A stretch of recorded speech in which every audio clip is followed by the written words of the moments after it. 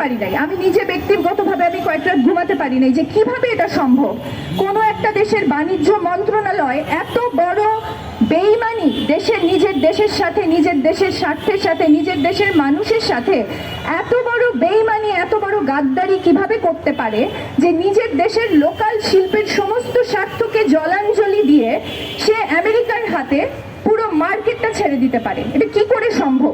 মানুষের মধ্যে ন্যূনতম দেশপ্রেম, ন্যূনতম বিবেক, ন্যূনতম দায়িত্ববোধ থাকলে আসলে একটা দেশের পুরো লোকাল মার্কেট, একটা দেশের স্থানীয় সমস্ত শিল্প, একটা দেশের কৃষি খাত, শিল্প খাতকে কিভাবে আরেকটা দেশের হাতে তুলে দেওয়া যায়, এই কাণ্ডটা কিন্তু ইন্টারিম গভর্নমেন্ট করে গেছে।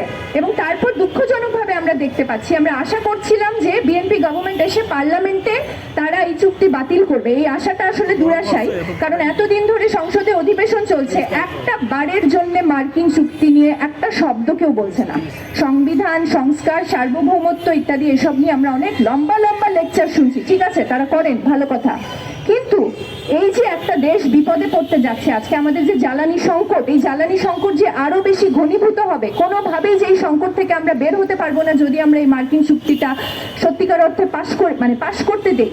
মার্কিন চুক্তি যদি বাতিল না হয় তাহলে কোনোভাবেই পরনির্ভরশীলতা থেকে আমাদের আর বের হওয়ার কোনো উপায় থাকবে না। তো এরকম একটা চুক্তি তারা করেছেন, এটা আওয়ামী লীগের সময় থেকে এই চুক্তির প্রিপারেশন হয়েছে। আওয়ামী লীগ তো আমাদের অনেক অর্থনীতির 12টা বাজিয়ে দিয়ে গেছে। এরপর ইন্টারিম গভর্নমেন্টের সাথে এই চুক্তি করে দেশকে একটা সুদূর প্রসারী ভবিষ্যতের একটা দাসখতের ভিতরে তারা ঢুকিয়ে দিয়ে গেছে। এবং এখন বিএনপি গভর্নমেন্ট এসে পার্লামেন্টে এগুলো আলোচনা করার বদলে এত গুরুত্বপূর্ণ একটা ইস্যু, আমার দেশের জ্বালানি, আমার দেশের লোকাল শিল্প, আমার দেশের গার্মেন্টস, আমার দেশের পোলট্রি, আমার দেশের ডেইরি শিল্প, আমার দেশের কৃষি খাত, আমার দেশের অ্যাগ্রোকেমিক্যাল ইন্ডাস্ট্রি, আমার দেশের ই কমার্স, এগুলো আমার দেশের গুরুত্বপূর্ণ ইন্ডাস্ট্রি।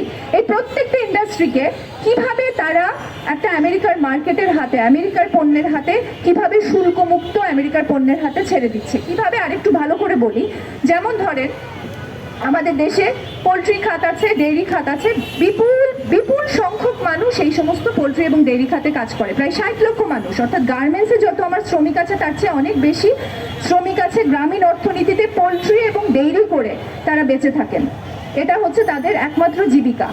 এখন আপনি দেখেন আমেরিকান চুক্তিতে আছে যে বাংলাদেশ বাধ্য থাকবে, খেয়াল করে দেখেন, বাধ্যতামূলক, এগুলো এখানে কোনো ছাড় নাই, এখানে বাংলাদেশের বলার কিছু নাই।